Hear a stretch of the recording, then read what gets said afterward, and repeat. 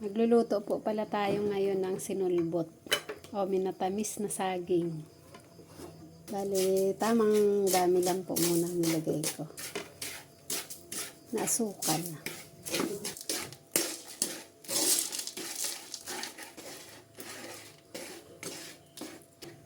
Ayan po, kapag ganito na po siya, pwede na po natin siyang lagyan ng tubig.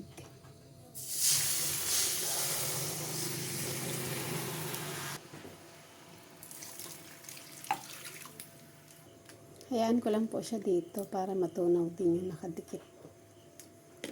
Ayan. Hintayin lang po nating matunaw yung tinunaw na asukal. Tsaka po natin ilalagay yung saging. Ayan po, natunaw na yung asukal. Kumukulo na rin siya. Pwede na rin po natin ilagay ang saging.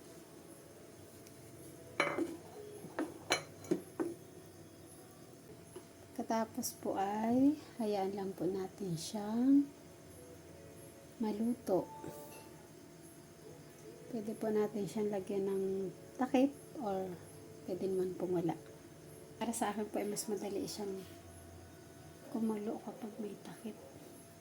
Wala, bato dumi.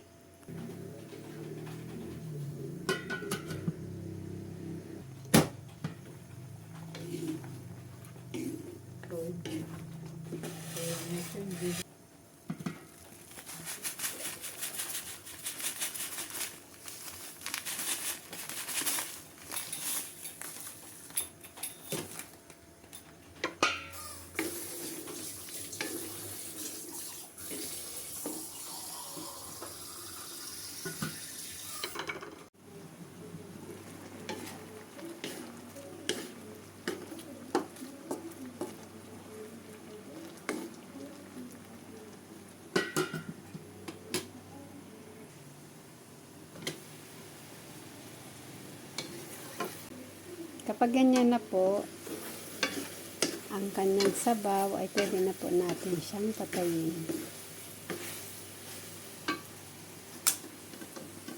Ang tawag po sa amin sa Mindoro niyan ay sinulbot. Kuha na po tayo ng ating kakainin.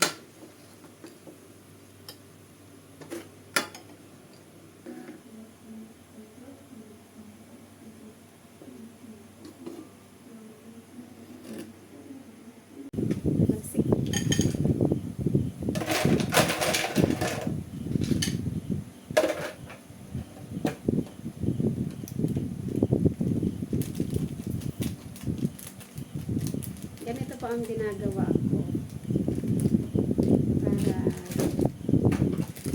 maging banana con yelo or saging con yelo. Ano nga ba anak yun? Banana con yelo? Banana con yelo. Tapos lalagyan ko siya ng water.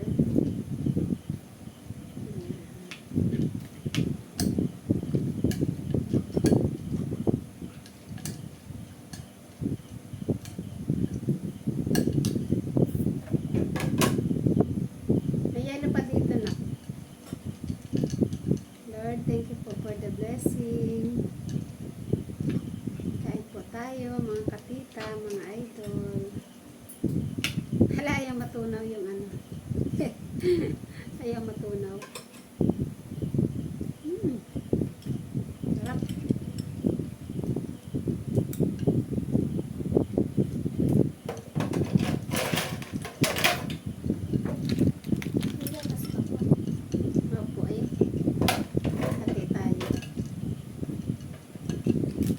Hindi na natunaw yung ano, yung matamis. Masarap siya pag may yelo, tapos may gatas.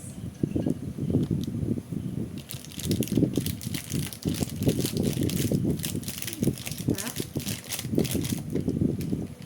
Tama-tama lang ang tamis.